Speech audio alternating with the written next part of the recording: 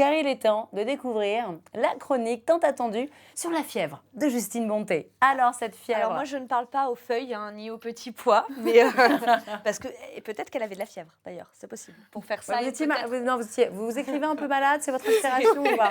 Il y a un truc, je pense, quand il y a un truc.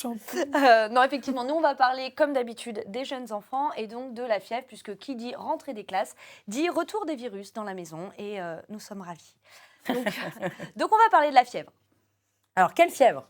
La fièvre, d'abord, on va juste poser les choses. La fièvre, on va considérer qu'avant 3 mois, c'est une température supérieure ou égale à 38 degrés Celsius et qu'après 3 mois, c'est une température supérieure ou égale à 38,5 degrés Celsius. On pose les bases. Ok, d'accord. Ça, c'est donc à partir de quel moment il faut agir, appeler le médecin, comment ça se passe? Et du coup, je vais tout vous expliquer. Donc, c'est simple. Avant 3 mois, à partir de 38 de fièvre, on ne se pose pas la question. On emmène directement notre bébé aux urgences pédiatriques. Pourquoi? Sans s'alarmer, il n'y a pas forcément de gravité absolue. Mais pourquoi? Parce qu'il y aura dans les protocoles systématiquement un prélèvement sanguin qui sera fait, ce qu'on appelle une bio, en fait, dans le langage des infirmiers, on fera une bio. Donc, on va faire un prélèvement sanguin à votre bébé juste pour voir d'où peut provenir la source de l'infection.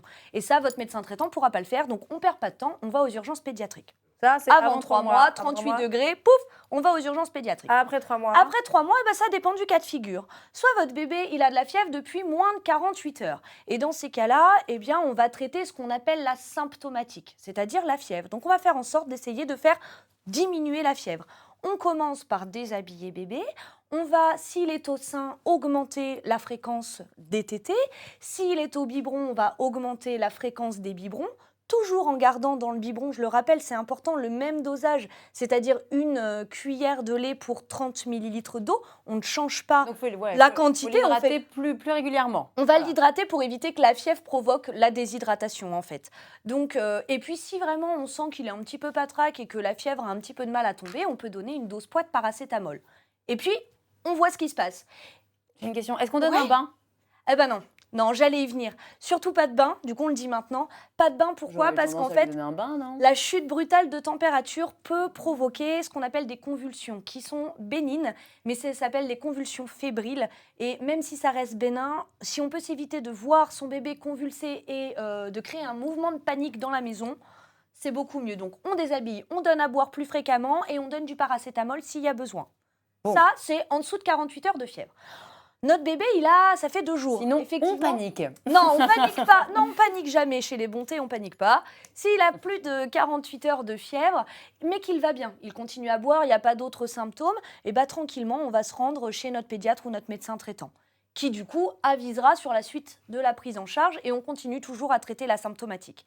Par contre, si au-delà des 48 heures de fièvre, notre bébé, on se raperçoit qu'il ne boit plus ou beaucoup moins bien, qu'il vomit, qu'il tousse, qu'il s'encombre, son comportement a changé, il n'est plus dans son état normal, dans ce cas-là, on se rend directement aux urgences pédiatriques. Bon. Faustine, vous, en des envies de maternité? J'ai un chien.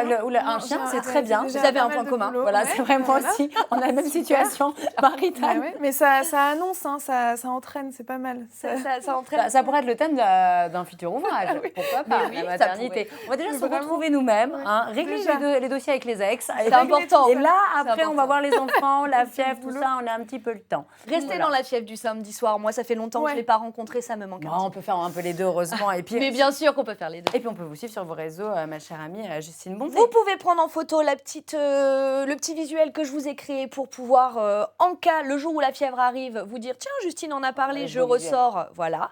Ou alors retrouver sur les réseaux sociaux effectivement ce visuel-là. Et puis surtout, si vous avez le moindre doute, soit vous vous rendez à la PMI, donc Protection maternelle et infantile, qui propose des consultations gratuites pour tous les parents, peu importe votre niveau social. Ou alors auprès de votre puéricultrice en libéral, si vous en avez une autour de vous, votre médecin. Ou alors vous passez un coup de téléphone au 15 si vous êtes le week-end ou en pleine nuit pour avoir un avis médical. Merci beaucoup.